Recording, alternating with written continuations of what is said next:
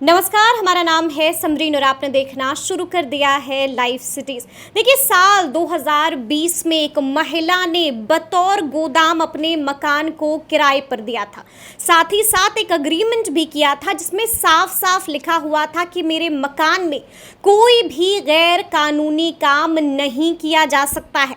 आपको बता दें कि आगे अग्रीमेंट में ये भी लिखा हुआ था कि अगर कोई ऐसा करता है तो जवाबदेही किराएदार से होगी, जिसके बाद कुछ ही दिनों बाद इस गोदाम से शराब जब्त की जाती है और उसके बाद पूरे मकान को सील कर दिया जाता है।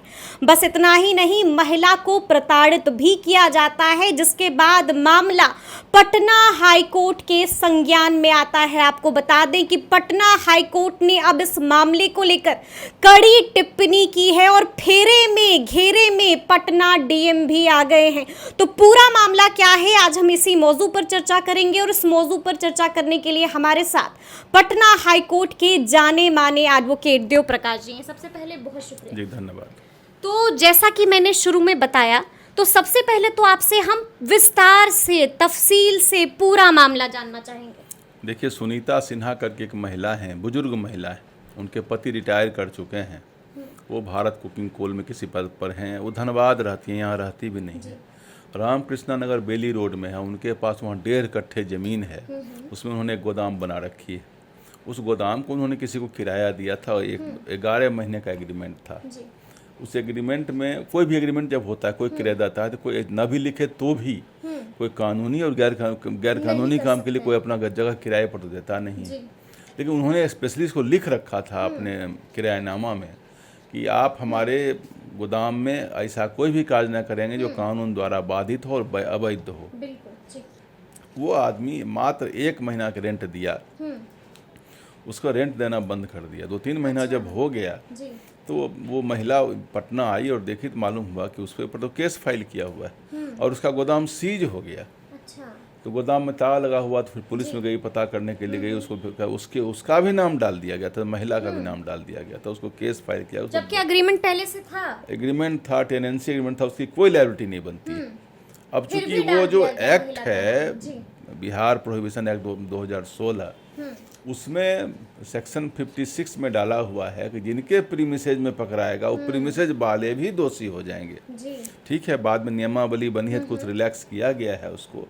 लेकिन हम शुरू से आपके यहाँ के बाइट में बताते आ रहे हैं कि ये ट्रांसपोर्टेशन वाला और ये दोनों कहीं न कहीं लॉ का जो इंटेंट है, जो ऑब्जेक्टिव है, वो अलग है और इसने कानून को नए सिरे से डिफाइन कर दिया। देखिए, शुरू से हम बोलते आए हैं, आप कह रहे हैं दुरुपयोग कि जिसने पाप न किया हो वो पापी न हो। ऑफेंस का डिफिनीशन है, जो ऑफेंस करेगा तब न दोषी है। ऑफेंस करेगा कोई और करे कोई और भोगे कोई वाली बात है। अगर कोई आदमी मकान किराए पर दिया और रहता कहीं और है, तो क्या किसी किराएदार का रोज सुबह शाम जाकर आप देखेंगे वो क्या करता है? घर में बाल बच्चे देखना मुश्किल है, आप सुबह शाम देखते रहेंगे क्लोज करके कैमरा लगा करके। वो अगर कैमरा लगाएंगे तो राइट टू प्राइवेसी का वायलेशन हो जाएगा कि आप क्या वो काम करता है, गलत करता है। किसी को घर अपने किराया दिया, पति पत्नी मारा पीटी किया, केस हो जाएगा तो मकान मालिक को अंदर कर दीजिए। ये कौन सा कानून हुआ? ये जब से कानून बना तभी से हम इस बात को बोलते चले आ रहे हैं कि इसमें मेजर डिफेक्ट है इस कानून में। और अभी जो अभी केस इनका सुनीता सिन्हा का केस गया, अब उनका मकान सीज हो गया, कन्फिस्केट जब्त कर लिया गया उनका गोदाम। जब्ती के विरुद्ध में जब वो डीएम साहब के यहाँ गए और डीएम साहब के उन्होंने अपना प्रतिवेदन दिया कि भाई हमारा, तो उनका बोला कि नहीं, उसमें लिखा हुआ है कि, जबकि हाँ नियमावली में लिखा हुआ है कि involvement of the premises owner first, second scissor of the liquor amount, जितना सीजर हुआ वो। लेकिन उसमें लिखा गया कि इन्वॉल्वमेंट है कि नहीं, उसको भी देखना है डीएम साहब को। और एक और बात लिखी हुई है कि आर्थिक स्थिति भी देखनी है। वो जमीन और मकान में अगर आर्थिक स्थिति ज़्यादा अच्छी है तो ज़्यादा पेनाल्टी कर दीजिए। बताइए आर्थिक स्थिति से क्या कनेक्शन है ऑफेंस को? तो वो भी देख के उनको पेनाल्टी लगाइए। लेकिन पहली बात है कि उनका इन्वॉल्वमेंट देखिए। लेकिन जो पदाधिकारी हैं डीएम साहब के या एडीएम साहब जो भी बैठते हैं, उन्होंने इन्वॉल्वमेंट पर कुछ नहीं देखना है। तो भाई क्यों को अपने ऊपर लेगा? वो आँख मुंद करके जो लकीर का फकीर वाला काम किया और कहा कि नहीं, आपके यहाँ इतना निकला है, हम आपको रिलीज नहीं करेंगे, फाइन पेनाल्टी पर भी हम रिलीज नहीं करेंगे। आपका जो मकान है वो कन्फिस्केट हो गया सिर्फ, और सील उनका कर दिया गया है 3/9/2020 से। वो जब वहाँ गए तो कहा कि आपका कन्फिस्केट हो गया, मतलब सीज हो गया, जब्त हो गया। इसके बाद वो गई अपील, रिवीजन अपील में, जिसके वो एडिशनल चीफ सेक्रेटरी एक्साइज होते हैं, उनके रिवीजन में गई। तो रिवीजन वहाँ गया तो वहाँ उन्होंने कहा कि ठीक है, अब 10 लाख रुपए जमा करके, 1.5 कट्ठा का है वो, मात्र 1.5 कट्ठा का गोदाम है, तो आप 10 लाख रुपए जमा करके, एक रिटायर्ड आदमी की वाइफ से कहा जाए 10 लाख आप जमा करके आप रिलीज करवा लीजिए, बशर्ते कि जो ट्रायल चल रहा है आपके ऊपर, उस ट्रायल का निर्णय क्या होता है, उसमें अगर सीजर हो जाएगा तो फिर ये आपका सीज ही माना जाएगा। बताइए क्या नहीं करते इस ढंग से कोई नागरिक अगर अपना रहे और उसका इस ढंग से उसको मतलब काफी प्रताड़ना झेलनी पड़ी। इससे एक्सट्रीम क्या हो सकता है एकदम। उसके बाद महिला पुरुष कोई बुजुर्ग आदमी है, घर मकान, देखिए इन्होंने एक बात को लिखा है, 1901G की चर्चा की है, मकान किराया लगाना, गोदाम किराया लगाना एक व्यवसाय है, और व्यवसाय करना भारत के संविधान की संविधान के अनुच्छेद 1901G में अलाउड है, और उसको बाधित आप नहीं कर सकते। जैसे गाड़ी खरीद के गाड़ी किराया पर लगाना एक व्यवसाय है और उसको आप बाधित नहीं कर सकते, वैसे यह भी एक फंडामेंटल राइट है।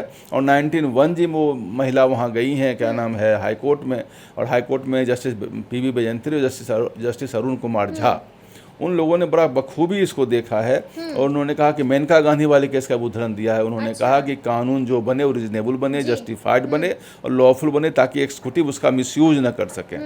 इन बातों को इग्नोर करते उन्होंने कहा कि जब किरायानामा बना हुआ और वैलिड किरायानामा है, ऐसा नहीं कि किरायानामा एक्सपायर कर गया है, वो किराएदार दूसरा है, वो धनबाद रहती हैं, उसके बाद उनके मकान को अब सीज करके रखे हुए हैं, काफी गुस्से में। तो उन्होंने कहा कि जो पुलिस ऑफिसर सीज किया वो, जो DM साहब के यहाँ जहाँ अपील हुआ वो, और जो जहाँ रिवीजन पिटीशन फाइल हुआ है एडिशनल चीफ सेक्रेटरी एक्साइज, तीनों के बारे में उन्होंने कहा they have not applied their mind. इन लोगों ने कहीं दिमाग नहीं लगाया, कहीं दिमाग से सोचा नहीं है, और उन्होंने कहा कि ये केस बिल्कुल ही गलत है और अमानवीय है और संविधान का सरासरी उल्लंघन है। उन्होंने कहा इसमें गाइडलाइंस एक बनना था, ये लॉ भी आपका इनकम, अभी तक आपने गाइडलाइंस नहीं बनाया, और आप कैसे जो आदमी अपराध किया ही नहीं उसको अपराधी माने हुए। तो ऐसे हालात में उन्होंने कहा कि 50,000 रुपये फाइन कर दिया, 50,000 जुर्माना कर दिया, 50,000 जुर्माना अपने वेतन में जमा करिए, और उस महिला के ऊपर जो ट्रायल केस चल रहा था उसको भी क्वेश कर दिया, और साथ में उनके मकान को बिना किसी पेमेंट के, बिना किसी पेनाल्टी के रिलीज करने का अविलंब आदेश दिया कि उसको ये कर दीजिए, और साथ में यह भी कहा कि जो उनका इतना दिन सीज रहा उस पर चाहे तो सिविल कोर्ट में जाके डैमेज सूट अपना करे, हमारा इतना लॉस हुआ है। अच्छा, ये भी कह दिया गया है। अच्छा, लेकिन वकील साहब ये बात समझ में नहीं आई कि जब महिला को, जिस तरह से हमने पहले भी कहा कि महिला को प्रताड़ित किया गया, और आपने ये भी कहा कि बिना सबूत के, बिना इन्वॉल्वमेंट के, कैसे महिला को इतना प्रताड़ित, इससे अधिक प्रताड़ना क्या उनके मानसिक पीड़ा का आप अनुभव कर सकते हैं कि कोई बुजुर्ग कभी भी कोई केस देखिए, वकील हो या जज हो या जनरल पदाधिकारी हो, उस स्थिति में अपने को रख करके देख लें, तभी वो सही माने में समझेंगे कि मामला क्या होता है। जब भी कोई घटना विशेष घटे तो उस विशेष घटना में समझिए कि मैं ही उस घटना का शिकार हूँ, और उसको शिकार को तब आप निर्णय करेंगे तो आपका निर्णय जो है निष्पक्ष होगा और समझ के करेंगे। ये बात देखिए कि बता कोई रह रहा है कहीं मकान, कहीं किस किराएदार ने रखा, वो किराएदार का क्या है, वो लॉ एंड ऑर्डर के इंचार्ज देखेगा, वो दारू रख दिया कि ड्रग रख दिया कि क्या रख दिया, क्या वो मकान मालिक का काम है रोज आके भेजिए, वो रिवीजन लिखने का आपका मकान तो है ही ना, आपका ड्यूटी बनता है किराएदार के काम को देखना, कहाँ लिखा हुआ है, किस कानून, टेनेंसी एक्ट में कहीं लिखा हुआ नहीं।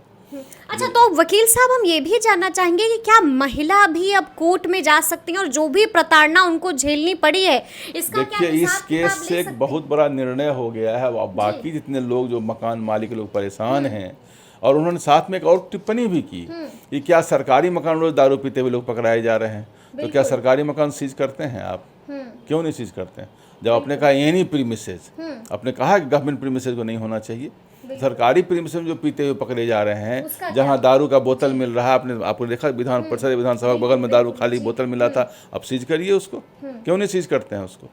तो जब कानून दो नहीं, कानून लॉ ऑफ इक्वलिटी का कानून एक होना चाहिए, चाहे आम हो या खास हो। जब ऐसा ही कानून है तो सबको सीज करिए। जहाँ पर कोई मिले, मकान मालिक, कोई किराएदार, कोई घर में आप बैठे हुए हैं, आपके बाउंड्री में कोई बोतल आके फेंक देगा, रात में क्या करिएगा?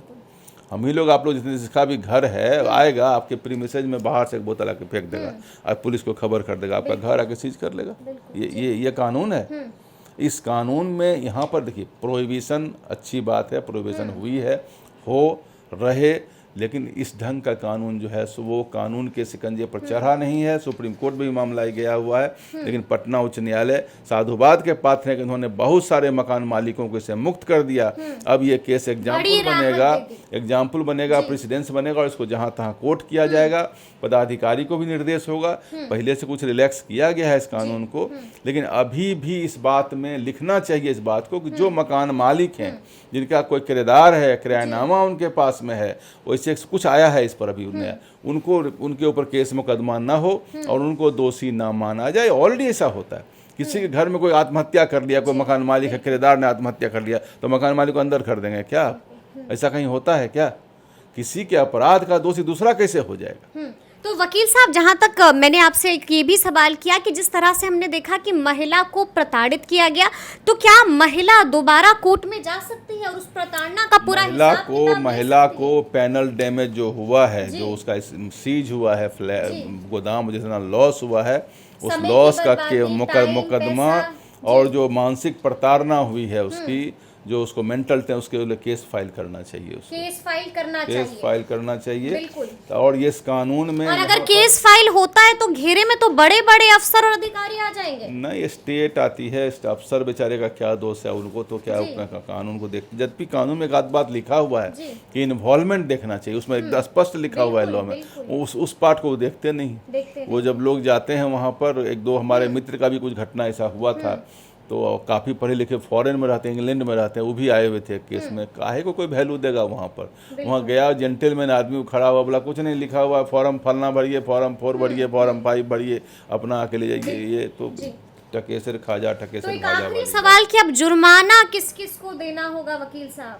जुर्माना में उन्होंने 3 पदाधिकारियों को किया है, जो जिसने कन्फिस्केट किया, जो जिन्होंने अपील सुना और जिन्होंने रिवीजन ऑफ अपील सुना, तीनों को एक जो पुलिस के ऑफिसर जिन्होंने कन्फिस्केट, स्टार्ट तो केस वहीं से होता है ना, और एक जो एडिशनल चीफ सेक्रेटरी एक्साइज जिन्होंने इसका डिवीजन पिटीशन सुना, तीनों को पेनल्टी किया। तीनों को 50,000 का जुर्माना देना ही होगा। देखिए वकील साहब ने बड़ी बात कह दी और साफ साफ कहा है कि महिला को जो प्रताड़ना हुई है उसके लिए महिला को आगे भी कुछ कदम अगर वो उठाना चाहें तो बिल्कुल बिना डरे बेझिझक उठाना चाहिए। उन्होंने यह भी कहा कि दिस इज सिंपली एब्सर्ड कि ये 100 ml कहीं इंटॉक्सिकेंट निकला और 1 लाख लीटर लिख रहा है उसको। एक आधे ऐसा भी हुआ है, केस में लिखा है 100 ml और फिर लिख रहा है 1 लाख लीटर। बिल्कुल, तो आपने सुना कि पटना हाई कोर्ट के जी किसी के घर में 1 कार्टून निकला कि 100 कार्टून निकला, क्या करेगा मकान मालिक उसमें?